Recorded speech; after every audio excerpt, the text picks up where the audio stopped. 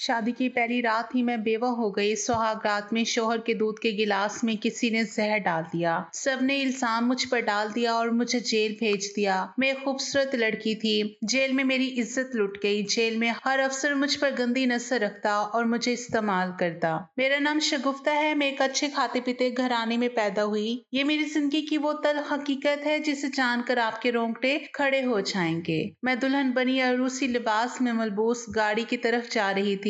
मुझे कुछ होश नहीं था कि मुझे गाड़ी की तरफ कौन लेके जा रहा है। माजी का एक एक पल मेरी आंखों के सामने घूमने लगा। जिंदगी में वैसे ही बहुत दुख मौजूद थे और अब जब मुझे लगा कि जिंदगी आसान होने लगी है तो ना जाने दिल खाली खाली महसूस होने लगा। ऐसा लग रहा था जैसे सब कुछ खत्म हो गया है, जबकि अभी तो मेरी नई जिंदगी की शुरुआत हुई थी। आज मेरा निकाह था और मेरा निकाह एक माजूर से होने जा रहा था। जेल से निकलते ही उस माजूर ने मुझे निकाह की पेशकश की जिसे मैं जानती तक ना थी। हाँ, अलबत्ता उसे एक दो बार मैंने घर के रास्ते में देखा जरूर था। जेल से निकलते वक्त मेरा दिमाग सुन हो रहा था और सर चकराने लगा था। ऐसे में जब उसने मुझसे शादी की पेशकश की तो मैंने कुछ भी सोचे समझे बगैर हाँ कर दी और अब मेरा दिल सूखे पत्ते की मानत लरसने लगा। अगर मेरा ये फैसला गलत साबित हो गया तो मैं क्या करूंगी? घर वालों ने तो मुझे कबूल करने से इनकार कर दिया था। उनके नजदीक मैं कातिला थी और अपनी मुद्दत पूरी करने के बाद कत्ल साबित न होने की वजह से जेल से बाहर तो आ गई थी, लेकिन उसके बाद भी मेरी जिंदगी जैसे कांटों पर चल रही थी। मैं सोच भी नहीं सकती थी कि मेरी हंसती खेलती जिंदगी में ये दिन भी आएगा कि जब मैं अपना सब कुछ छोड़ छाड़ कर एक अंधेरी जेल में बंद हो जाऊंगी और इससे निकलने का कोई रास्ता ना होगा। वहां अल्लाह से दुआएं मांग कर बिलाखिर मुझे आजादी तो मिल गई थी, लेकिन लोगों ने अभी भी मुझे कैद किया हुआ था। मैं जिंदगी से थक चुकी थी। चाहती थी कि मुझे मौत आ जाए, लेकिन मौत भी मुझे आ नहीं रही थी। ऐसे में जब माजूर मुझे रास्ते में मिला जिसने शादी की पेशकश की तो मैं रह ना पाई और मैंने फौरन हाँ कर दी और आज मेरा उससे निकाह हो चुका था। जबकि दिल काफी हद तक डरा सहमा था।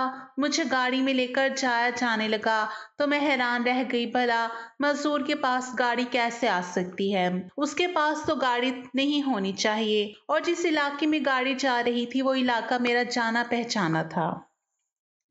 ज़हन पर बहुत ज़्यादा ज़ोर देने के बावजूद भी मुझे कुछ समझ नहीं आ रहा था। शायद मेरी याददाश्त भी जेल में रहकर कमज़ोर हो चुकी थी। मैंने हर फ़िक्र से खुद को आज़ाद करने की कोशिश की और सर झटक कर गाड़ी की सीट से अपना सर टिका दिया। कुछ भी फ़ायदा नहीं है, जो होगा देखा जाएगा। अगर मेरे हक में ये बेहतर हुआ तो ठीक, वरना जिस तरह ज़िंदगी के दूसरे दुख मैंने सह लिए हैं, ये दुख भी सह लूँगी। गाड़ियाँ जहाँ रास्तों पर चलती रही, यहाँ तक कि एक झटके से एक बड़े घर के सामने रुकी तो मैं हैरान रह गई। मैंने फौरन गाड़ी से उतरना मुनासिब ना समझा। मेरे शौहर मेरे साथ मौजूद नहीं थे। उन्होंने मुझे कहा कि मैं तुम्हें घर पे मिलूंगा, तुम बस दुल्हन का लिबास पहनकर गाड़ी में बैठकर आ जाना। और मैंने उस वक्त उनसे सवाल नहीं किया। जैसे ही मैं घर के अंदर गई तो मेरी आंखें हैरत से फटी की फटी रह गई। मैं टुकर टुकर वहां मौजूदा तमाम चीजों को देखने लगी जो अपने महंगे होने का चीख चीख कर ऐलान कर रही थी। हर चीज अपनी जगह इंतहाई अहमियत की हामिल थी और काफी हद तक शहाना तर्ज जिंदगी की तरफ इशारा कर रही थी। मेरा दिल बैठता चला गया, यानी कहीं इस मजदूर ने मुझे किसी अमीर सादे को बेच तो नहीं दिया। मैं इतनी बेवकूफ हो सकती हूँ? मेरा दिल चाहा कि मैं उल्टे कदमों वापस लौट जाऊं और फिर कभी दोबारा यहाँ ना आऊं। मैं वैसे ही धोखा खा चुकी थी अपनों से, मुझे छोड़ दिया था, पर अब मेरे पास और कोई चारा ना था। मैं हिम्मत करके कदम आगे बढ़ाती रही, यहाँ तक कि मुझे एक मुलाजमा ने आके हाथ पकड़कर मेरे कमरे तक पहुंचाया। ये घर मुझे जाना पहचाना लग रहा था। ऐसा लग रहा था जैसे मैं यहाँ पहले भी आ चुकी हूँ, कि शायद ये मेरा वहम था। मुझे कुछ समझ नहीं आ रहा था। मैं वहां बैठी एक कमरे में अपने शौहर का इंतजार करने लगी। तकरीबन 2 घंटे ऐसे ही गुजर गए। अब मेरा दिल बैठता चला गया। इससे पहले कि मैं उठ के बाहर निकलती, किसी खटके की आवाज हुई। मैं समझ गई कि मेरा शौहर अंदर दाखिल हो रहा है। दरवाजा खुला और फिर बंद हुआ। मैंने निगाहें उठाकर देखा तो अपनी जगह पत्थर की हो गई। मेरे सामने जो शख्स मौजूद था वो माजूर तो वो हरगिज ना था। तो फिर मेरा किससे निकाह हुआ? मैंने अपने ज़हन पर जोर दे के अपने शोहर का नाम याद करने की कोशिश की। मैं जिंदगी से इस कदर बेजार हो गई थी कि निकाह के वक्त मैंने अपने शोहर के नाम पे तवज्जो ही ना दी। मैं तो इस सहारे की तलाश में थी और बस मुझे वो सहारा चाहिए था। झोपड़ी में रखे या महल में, मुझे इससे क्या फर्क पड़ता था। पर अब मेरी बर्दाश्त की हद खत्म हो गई थी। मैं एकदम से अपनी जगह से खड़ी होकर सामने मौजूदा शख्स का चेहरा देखने लगी। तुम यहाँ क्या कर रहे हो? मेरे शोहर कहाँ हैं? इन्हें बुलाओ, मैं तुम्हारी शक्ल तक नहीं देखना चाहती, मैंने चिल्लाकर कहा। तो पहले तो मेरे शोहर की आंखों में हैरत नजर आई और फिर उसके बाद उससे जोर जोर से हंसते हुए मेरी तरफ देखा। क्या हो गया है तुम्हें? मैं ही तो तुम्हारा शोहर हूँ। क्या तुम मुझे भूल गई हो? शायद मैं पहचान में नहीं आ रहा। अपने शोहर का सवाल सुनकर मुझे ऐसे लगा कि सात आसमान अपनी कुव्वत के साथ मेरे ऊपर आ गिरे हो और मैं किसी की नहीं रही। मैंने रोते हुए निगाहें उठा के अपने शोहर की तरफ देखा। खुदा का वास्ता है, मुझे आजाद कर दो, मैं तुम्हारे साथ नहीं रह सकती। तुम मेरी खुशियों के कातिल हो। तुम ही वो शख्स हो जिसने मुझे एक ऐसी जिंदगी गुजारने पे मजबूर कर दिया जो मैं बिल्कुल भी नहीं गुजारना चाहती थी। तुम्हारी वजह से मेरा सब कुछ छीन गया। अब मैं तुम्हें अपनी जिंदगी में कैसे शामिल कर सकती हूँ? मैं वहीं जमीन पे बैठती चली गई। मेरे पैरों तले से जमीन निकल गई और मेरे लिए खड़ा होना दोपहर हो गया। मेरा सर जोर जोर से चकराने लगा। एकदम से दिल की धड़कन कम होती चली गई। मैंने बेख्तियार सीने में हाथ रखकर धुंधलाती हुई निगाहों से जो आखिरी मंजर देखा वो मेरे शोहर का मेरी तरफ बढ़ना था, जिसे मैं अपना शोहर मानने के लिए तैयार नहीं थी। उसके बाद मेरा सिहन अंधेरे में डूब चुका था और मुझे कुछ याद नहीं रहा। और ये मेरी जिंदगी की इंतहाई तल्ख हकीकत है जिससे मैं आज तक नजर चुराती आई हूँ। लेकिन अब मैं थक गई हूँ और चाहती हूँ कि सब ठीक हो जाए, पर मुझे कोई उम्मीद नजर नहीं आती कि मेरी जिंदगी में अब सब कुछ पहले जैसा हो सकता है। मैं अपने वालिदैन की सबसे छोटी बेटी थी। वालिदैन ने इंतहाई लाड प्यार से पाला था। घर में दौलत की रेल पेल थी। मुझे पढ़ने लिखने का बहुत शौक था, इसलिए मैंने कॉलेज में दाखिला ले लिया। इससे पहले मेरी बहनों की शादी हो गई थी। मेरे दो ही भाई थे जो माँ बाप का इकलौता सहारा थे और फिर उसके बाद मैं पैदा हुई। इस वजह से मुझे भी उसके बराबर ही प्यार मिला। जिंदगी हसीन थी, बिल्कुल शहजादियों वाली। अबू की मैं लाडली थी, इसलिए मेरी हर ख्वाहिश पूरी होती, पर नहीं जानती थी कि शादी के बाद मेरी जिंदगी एक ऐसे मोड़ पर आ जाएगी जिसके बाद मैं कभी खुद को महफूज तस्वुर नहीं कर सकूंगी और जिंदगी हमेशा हमेशा के लिए बदल जाएगी। कॉलेज में मैंने कदम रखा तो मेरे रिश्ते आने लगे थे। अम्मी अबू को वैसे भी मेरी शादी की फिक्र हो गई थी क्योंकि उन्होंने मेरी बहनों की जल्दी शादी कर दी और इस वजह से उन्हें लगता था कि मेरी शादी भी जल्दी हो जानी चाहिए। पर मैं पढ़ लिख कर अपने ख्वाबों को पूरा करना चाहती थी। मेरा मकसद था मैं डॉक्टर बनूं और सबकी खिदमत करूं। मैंने अपने इस ख्वाब का जिक्र अपने वालिद साहब से भी किया और वो मेरा साथ देने के लिए तैयार थे। पर हर माँ की तरह मेरी माँ को भी मेरी फिक्र लगी रहती। उन्होंने मेरे लिए रिश्ता देखने शुरू कर दिए। यहाँ ये बात बताती चलूं कि अबू के भाई ने शुरू से ही अबू के कान में ये बात डाल दी कि मेरे लियाकत के लिए तो शगुफ्ता ही ठीक रहेगी, जबकि मेरे दिल में ऐसी कोई बात नहीं थी। मैंने अपने वालिद साहब को साफ और वाज़े तौर पर बता दिया कि मैं लियाकत से शादी नहीं करूंगी क्योंकि मैं उसे पसंद नहीं करती और मुझसे उम्र में भी कहीं गुना बड़ा है, यानी तकरीबन हमारे दरमियान 5-6 साल का फर्क तो लाजमी था। जबकि ताया ने भी अम्मी से दरखास्त की कि शगुफ्ता को हमारी बहू बना दें और इस वजह से इन दोनों भाइयों के दरमियान इख्तलाफात पैदा हो गए थे। मैंने अम्मी को साफ और वाज़े तौर पर बता दिया कि मैं रिश्तेदारों में से किसी से भी शादी नहीं करूंगी। अगर आप किसी एक को भी हाँ कहेंगे तो दूसरे का दिल टूट जाएगा और मैं इस तरह की फसाद वाली शादी हरगिज नहीं कर सकती। अब वो मेरी सोच के कायल हो गए, लेकिन अम्मी की चूंकि ताईजान से काफी हद तक दोस्ती थी, इसलिए उन्होंने मुझे बिला के मेरे कजन लियाकत के लिए मना लिया। मेरी मंगनी की खबर आम हो चुकी थी, जबकि अभी मैंने खुद फैसला नहीं लिया था।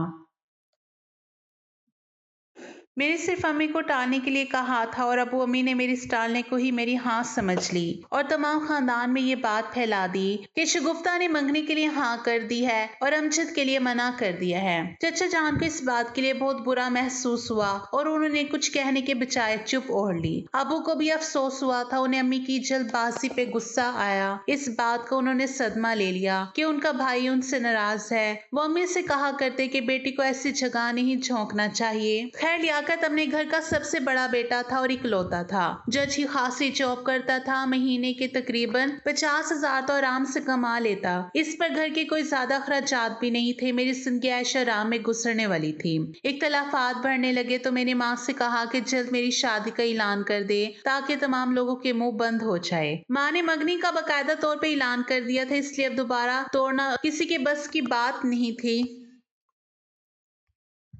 अपनी जात को यूं मौजू बनता देखना मेरे लिए बहुत तकलीफ दा था, इसलिए मैंने माँ से कहा कि आप लियाकत और मेरी शादी की तारीख तय कर दें। मैंने खुद अपने मुंह से ये बात कही थी। मैं बहुत तकलीफ में थी क्योंकि हर जबान पर यह बात आम थी कि लियाकत और शगुफ्ता का कोई ना कोई चक्कर तो जरूर था जो उसने अमजद को ठुकरा दिया। जबकि सच बात तो ये थी कि ना मैं अमजद से शादी करना चाहती थी और ना ही मैं लियाकत के लिए हाँ कर रही थी। पर अम्मी की जिद ने मुझे ये दिन दिखा दिया। मैं बिल्कुल खामोश होकर रह गई। अबू ने अपनी बेटी की खामोशी को अच्छी तरह महसूस कर लिया। यहाँ पर ये बात बताती चलूं कि मुझसे पहले मेरे भाई की शादी हो चुकी थी और भाई की बीवी लियाकत की छोटी बहन ही थी। इस वजह से भी हमारे घर में इख्तलाफात बढ़ गए। भाभी ने खुले दिल से मुझे कबूल कर लिया, जो कि उसकी मर्जी होगी वही मेरी मर्जी होगी। शगुफ्ता पर किसी तौर पर जबरदस्ती नहीं की जा सकती, जबकि शगुफ्ता के फरिश्तों को भी इल्म नहीं था कि उसकी वालदा लियाकत से उसका रिश्ता तय करके आई है। अब मेरे पास शादी के अलावा और कोई चारा नहीं था,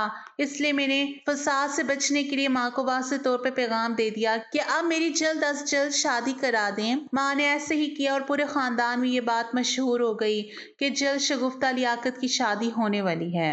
मुझे अपने ख्वाबों की टूटने का बेहद अफसोस था।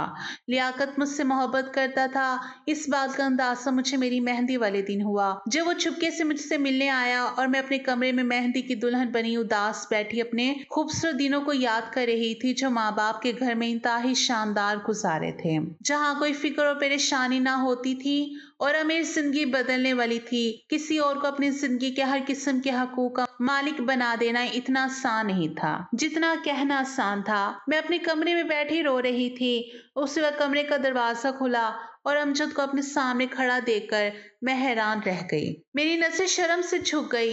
लियाकत मुझे देखकर मुस्कुराते हुए कहने लगा, तुम्हें देखने के लिए मुझे अपने घर वालों से झूठ बोलना पड़ा। मैं तुमसे बहुत मोहब्बत करता हूँ। जानता हूँ कि तुम्हारे बारे में बहुत सी बातें मशहूर हो गई हैं, लेकिन तुम्हें हासिल करने के लिए मुझे सब कुछ गंवारा है। तुम उदास मत होना, तुम्हारा शोहर हमेशा साथ है। उसकी इस तरह की यकीन दहानी ने मेरे अंदर जैसे खुशी पैदा कर दी और मैं खुशी से झूम उठी। वो चंद घंटे वहां बैठा मुझसे बातें करता रहा। उस दौरान मुझे अंदाजा हुआ कि वो वाकई में हीरे जैसा शख्स है जिसे खोकर मैं बहुत बड़ी गलती करने वाली थी। उस दिन पहली बार मुझे अपनी वालदा पे बहुत प्यार आया, जिन्होंने मेरे लिए वाकई में हीरा चुना था और मुझे जिंदगी की तमाम खुशियां देने की भरपूर कोशिश की थी। कुछ दिन गुजर चुके थे, हाथों में मेहंदी लग चुकी थी और मैं इंतहाई प्यार मोहब्बत से उसका नाम लिखवा रही थी। अबू ने मुझे पहली बार मुस्कुराते देखा तो उनके दिल में भी जैसे ठंडक पड़ गई और उन्होंने मुझे अपने पास बुला के कहा, बेटा कभी भी ये मत समझना कि तुम अकेली हो, हम हमेशा तुम्हारे साथ हैं। अगर कभी शादी के बाद कोई मसला हो तो तुम हमसे कभी ना छुपाना, बल्कि हमें उसी वक्त बता देना। हम तुम्हारा मसला हल करने के लिए हमेशा पेश रहेंगे। वैसे तो मेरी दुआ है कि ऐसा कोई मसला पेश ही ना आए और तुम अपनी जिंदगी में खुश रहो।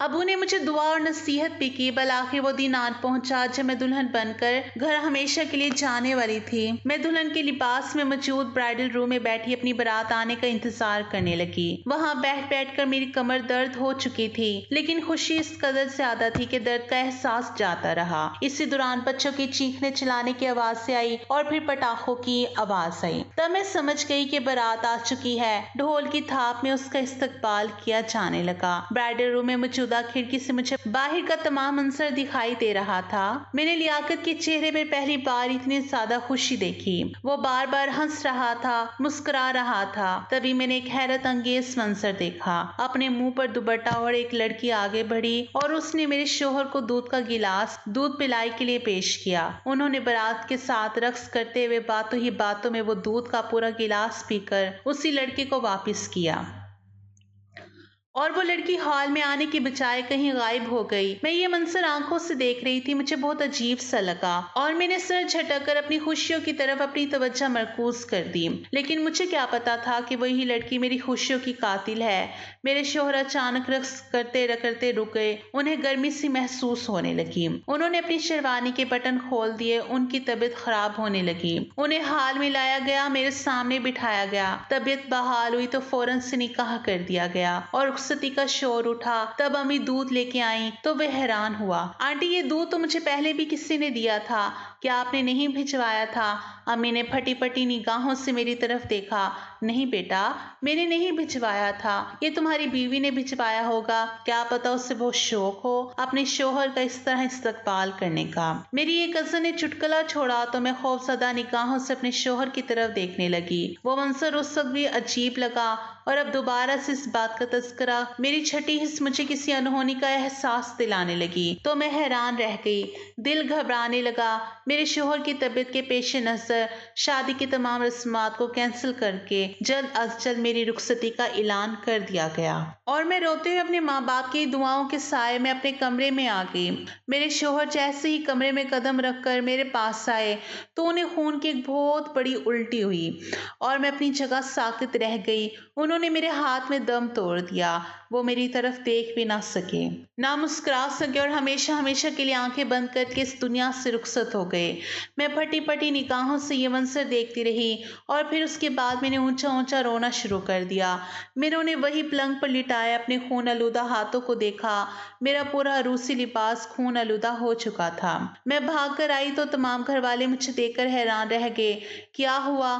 کیا ہوا؟ میری بیٹی، تم رو کیوں رہی ہو؟ میں نے اندر اشارہ کیا تو وہ لوگ بھاگ کر وہاں آئے اور پھر دوسرے ہی لمحے چچی جان نے مڑ کر مجھے ایک زوردار تھپڑ رسید کیا۔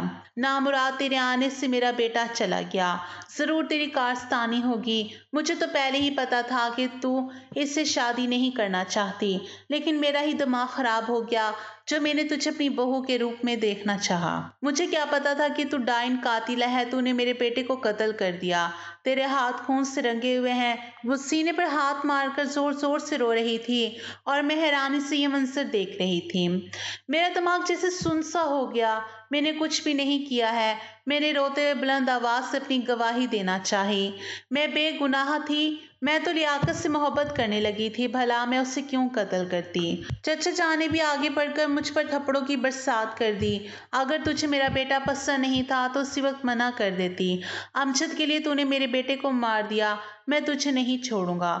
انہوں نے اسی وقت پولیس کو فون کر کے بلایا اور پولیس نے مجھے گرفتار کر لیا۔ میں اپنی صفائیاں دیتی رہی لیکن کسی نے میری ایک نہ سنی اور یوں سب نے مجھے قاتل قرار دے دیا۔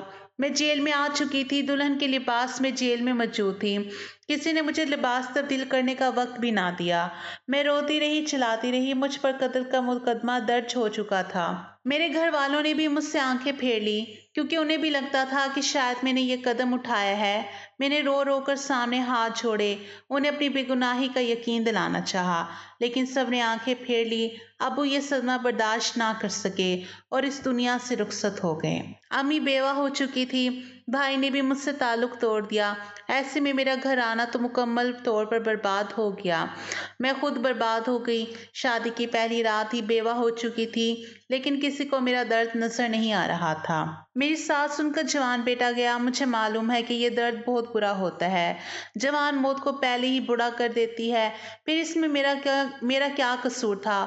مجھے بھی تو دکھ پہنچا تھا، میرا بھی تو شوہر دنیا سے رخصت ہوا تھا۔ لیکن ان تمام لوگوں نے مل کر مجھ پہ الزام تراشی شروع کر دیا اور مجھے جیل تک بند کروا دیا۔ ان کے نزدیک ان سب کے پیچھے میں اور امجد ملے ہوئے تھے۔ مجھے شادی میں اس کا کہیں نظر نہ آیا، نہ اس نے مجھے بچانے کی کوشش کی۔ مجھے حیرت ہوئی کہ یہ سب کچھ کیا ہو رہا ہے۔ میں وہیں جیل میں بیٹھی اپنی بے گناہی کا انتظار کرتی رہی کہ کب میں بے گناہ ثابت ہوں گی اور کب اللہ پاک مجھے یہاں اس جیل کی اندھیری کوٹری سے نکالے گا۔ زندگی یوں رخ بدلے گی میں نے کبھی نہیں سوچا تھا۔ میں رو کر ہر روز اللہ سے یہی دعا کرتی کہ یا اللہ میری بے گناہی ثابت ہو جائے اور میں یہاں سے چھوٹ کر نکل جاؤں۔ نہ جانے کس کی بد دعا لگ گئی تھی، مجھے شاید امجد کی بد دعا لگ گئی تھی۔ مجھے آج تک یہ معلوم نہ ہو سکا کہ میرے شوہر کا قاتل کون تھا، پر حیرت انگیز طور پر یہ بات ہوئی کہ مجھے جیل میں خط ملنا شروع ہو گئے جس میں اس بات کا اعتراف کیا جاتا تھا کہ میں نے تمہارے شوہر کو مارا ہے، مجھے معاف کر دینا۔ مجھے اس بات کا بہت افسوس ہے، پر اس سے کہیں زیادہ افسوس مجھے اس بات کا ہے کہ تم میری وجہ سے جیل کی سلاخوں کے پیچھے ہو۔ میں نے عدالت میں ثبوت کے طور پر وہ خط جمع کروانے کی کوشش کی، لیکن جیل میں شاید تمام لوگ رشوت کھا کے بیٹھے تھے۔ انہوں نے میرا خط عدالت تک پہنچنے سے پہلے ہی برباد کر دیا۔ اب تو جیل میں وہ خط ملنا بھی بند ہو چکے تھے۔ میں تقریباً 3 سال تک جیل کی سلاخوں کے پیچھے رہی۔ جیلر ایک انتہائی بد کردار شخص تھا۔ وہاں موجودہ جیل کی ہر عورت کو اس نے برباد کرنے کی کوشش کی۔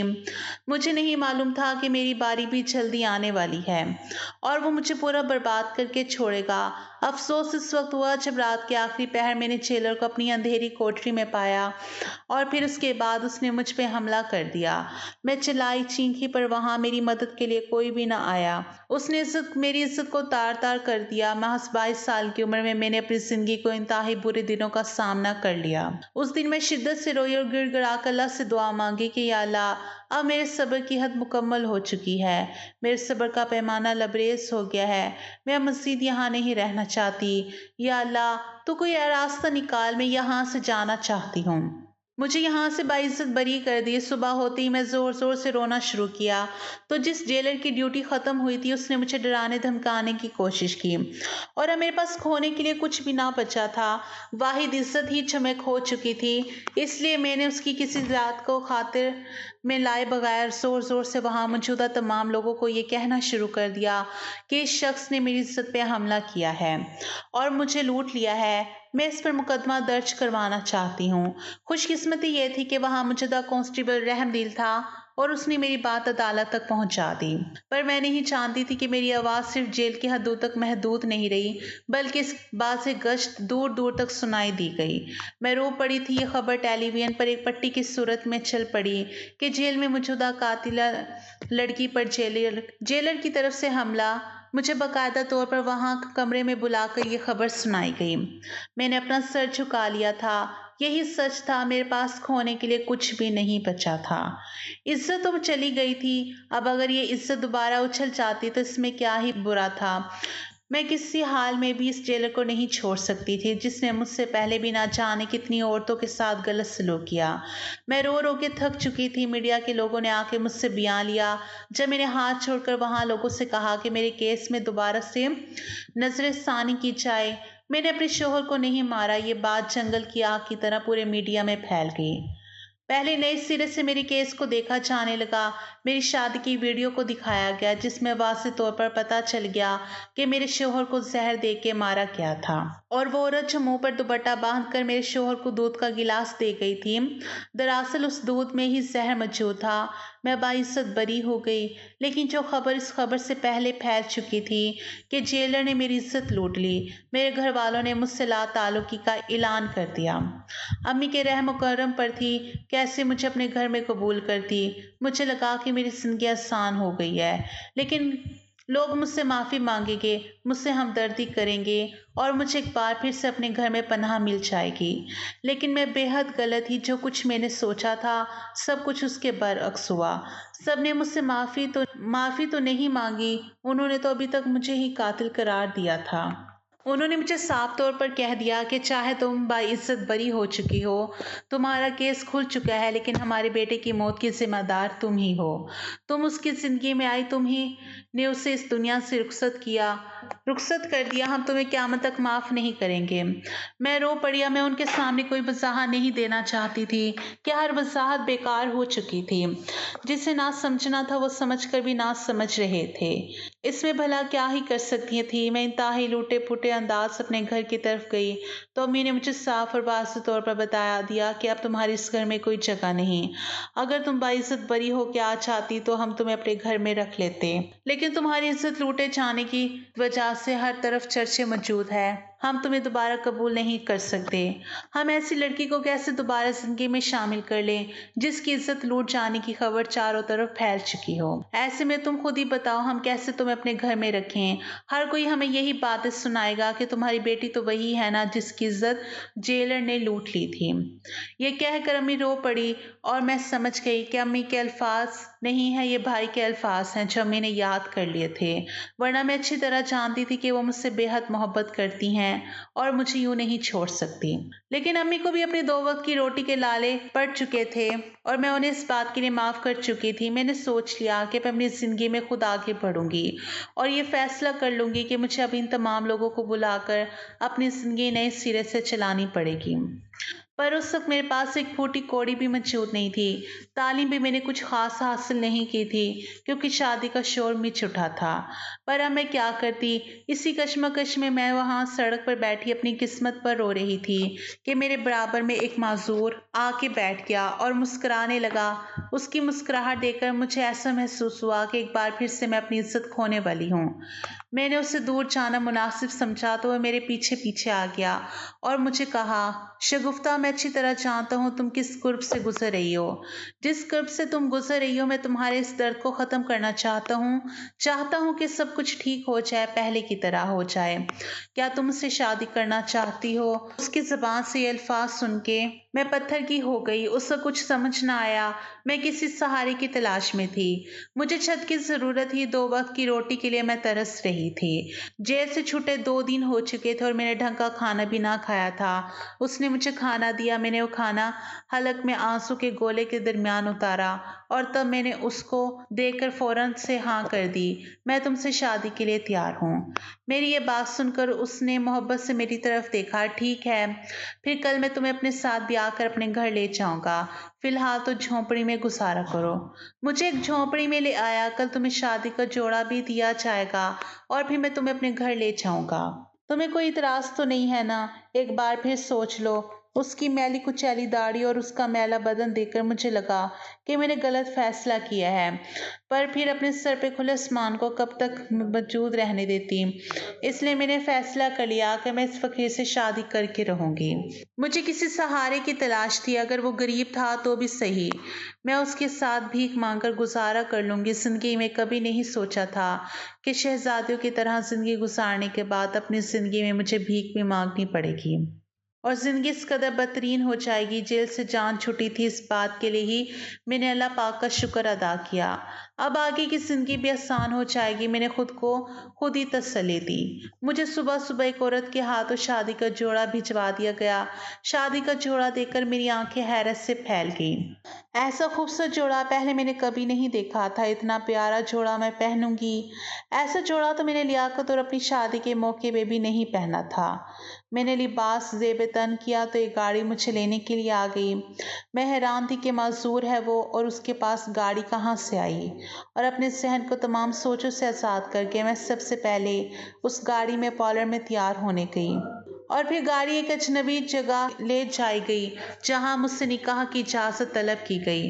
میں نے اپنے شوہر کو نکاح میں قبول کر لیا اور اپنی زندگی اس کے نام کر دی، یہ جانے بغیر کہ وہ کون ہے، کیسا ہے۔ زندگی اتنی تلخ ہو چکی تھی کہ میں نے اس بات کی ضرورت ہی محسوس نہ کی۔ مجھے بس ایک سہارے کی ضرورت تھی۔ اس کے لیے میں نے اس معذور کی پیشکش قبول کر لی، لیکن یہ دیکھ کر حیران رہ گئی کہ گاڑی ایک بنگلے کے پاس آ کر رک گئی۔ میرے شوہر نے مجھے یہی کہا تھا کہ تم میرے گھر آ جانا، میں تمہیں قبول کر چکا ہوں، اور ایسا ہی ہوا، انہوں نے مجھے گاڑی بھیج دی۔ حیرت انگیز طور پر میں نے اس کو نہیں دیکھا تھا۔ اگر دیکھ لیتی تو شاید میں انہیں کبھی اپنے شوہر کے روپ میں قبول نہ کرتی۔ میں جیسے ہی کمرے میں پہنچائی گئی تو تھوڑی دیر بعد کمرے کا دروازہ کھلا اور میرے سامنے امجد کھڑا تھا۔ میرے ہاتھ پیر کانپنے لگے۔ تم یہاں کیا کر رہے ہو؟ मैंने अमजद से पूछा। अमजद ने हंसते हुए मेरी तरफ देखा। तुम्हारा शौहर हूँ तो मैं ही तुम्हारे कमरे में आऊँगा ना? ये सुनकर मेरे पैरों तले से ज़मीन खिंच सकी। मैं तुम्हें अपना शौहर नहीं मानती, चले जाओ यहाँ से। तुम्हारी वजह से मुझ पर इतना बड़ा इल्ज़ाम लगा, मैं तुम्हें कभी माफ़ नहीं करूँगी। अमजद ने आगे बढ़ के अपने गले से लगा लिया। मैं उसकी बाहों में मचलने लगी। मुझे तुम्हारे साथ नहीं रहना, मुझे आज़ाद कर दो। मैं तुम्हारे साथ कैसे रह सकती हूँ? मेरी जान हलक को आ गई। मैं बेहोश हो चुकी थी। अगले दिन जब होश आया तो अमजद मेरे सामने शर्मिंदा खड़ा था। मैं मानता हूँ कि मैं कसूरवार हूँ। मैंने ही तुम्हारी शौकत लियाकत को जहर देने की कोशिश की, लेकिन खुदा का करना ये हुआ कि मैंने जिस लड़के को कहा था, मैंने उसे फ़ोन करके मना कर दिया। उसने मेरी बात मान ली।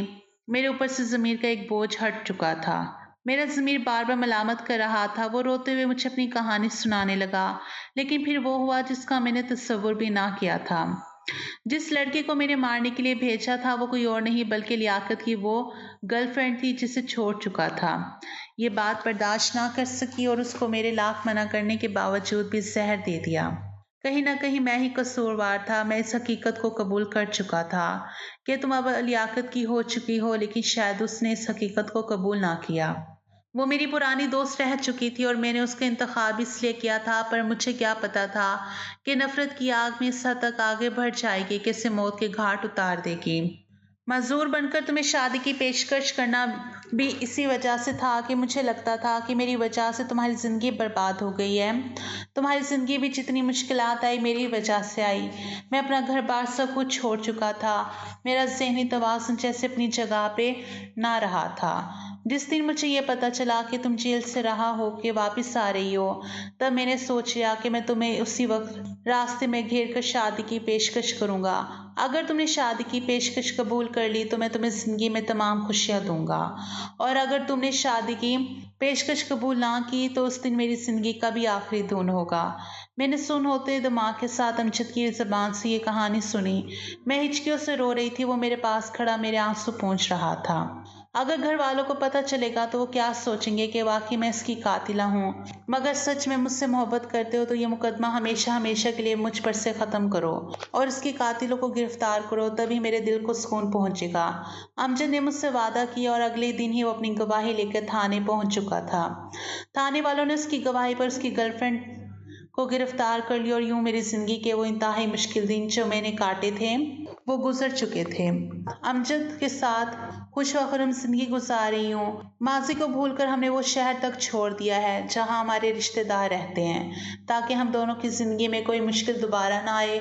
मैं एक बेटे की माँ बन चुकी हूँ और मैंने सोच लिया है कि मैं इसकी तरबियत ऐसी करूँगी कि इसे ज़िंदगी में दोबारा मुश्किल का सामना ना करना पड़े। मैं इसे औरत की इज्जत करना सिखाऊंगी और इसे यह सिखाऊंगी कि औरत का एक बार मना करने का मतलब मना करना होता है, इस पर वो किसी को कदर नहीं कर सकता। अमजद मुझे देख देख कर जीते थे और मेरी दुनिया अमजद बन चुके थे। उन्होंने ही मेरी ज़िंदगी में मुश्किल खड़ी की थी और उन्होंने ही मेरी ज़िंदगी में दोबारा सानी पैदा की। इस बात के लिए मैं उनकी जितनी शुक्रगुजार रहती कम था।